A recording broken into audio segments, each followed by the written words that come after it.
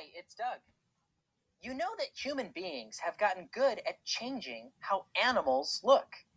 We saw how people took a wolf-sized dog and over many years, over many generations, turned it into all kinds of different breeds. Small dogs, huge dogs, spotted dogs.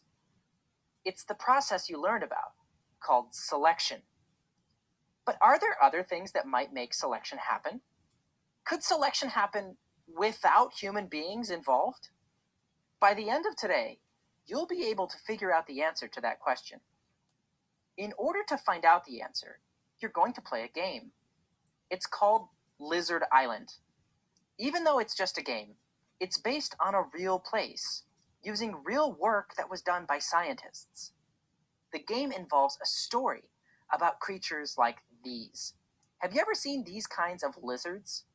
They're lizards that can actually climb directly up the side of walls or trees. This one's climbing up a wall. The most famous of these, like this one, are called geckos. I say they're famous because you can usually find them in any pet store, and they even show up in some TV commercials. But there's another kind of lizard that can do this too, similar to a gecko. It's a lizard called an anole.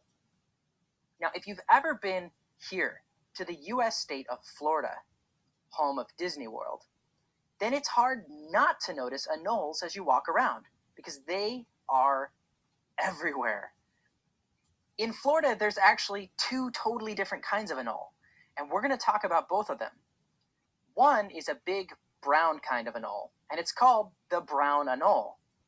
The other is a smaller green one, and it's called the green anole. And this is what our game is all about.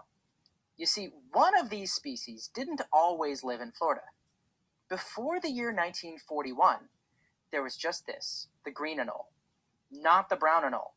The brown anole came from an island nearby. And as you can see in this video, green anoles eat insects. Got it right there. Yummy cricket. And green anoles are also climbers, and they're able to go high up into the trees if they need to, whether that's to find more insects to eat or to get away from a predator. What makes them good climbers, like any climbing lizard, is that they have these sticky scales on each of their toes. That's what you're seeing here. But in 1941, the brown anoles arrived in Florida. They eat insects too. There's one problem though. Brown anoles are big enough that they don't just eat insects. They also can eat green anoles. Now, I know what you might be thinking.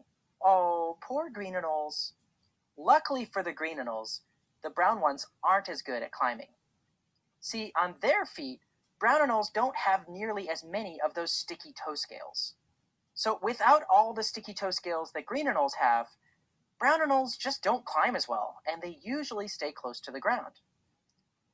Green anoles, on the other hand, usually have around 20 or more of these sticky toe scales on their big toe alone. So in general, green anoles are better climbers than brown anoles.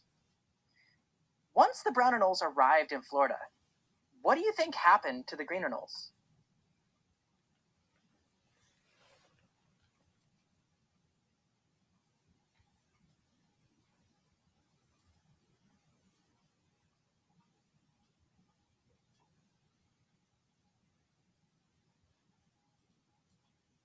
What do you think might have happened to the green anoles once the brown anoles arrived in Florida and started to get hungry?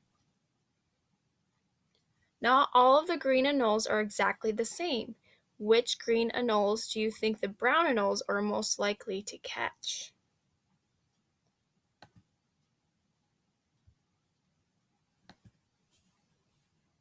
What do you think happened to the green anoles once the brown anoles arrived?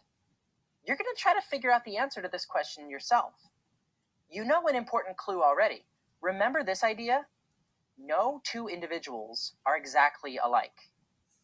So not all green anoles have the exact same number of sticky toe scales. That means even though all green anoles can climb up into the trees, some green anoles are better climbers than others. Because some green anoles have more sticky toe scales than other green anoles. The more sticky toe scales a green anole has, the better it climbs. In order to find out how well any green anole can climb, we've got to catch it and count its sticky toe scales.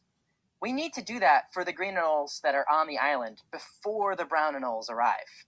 That's what we'll do in the game. Let's start.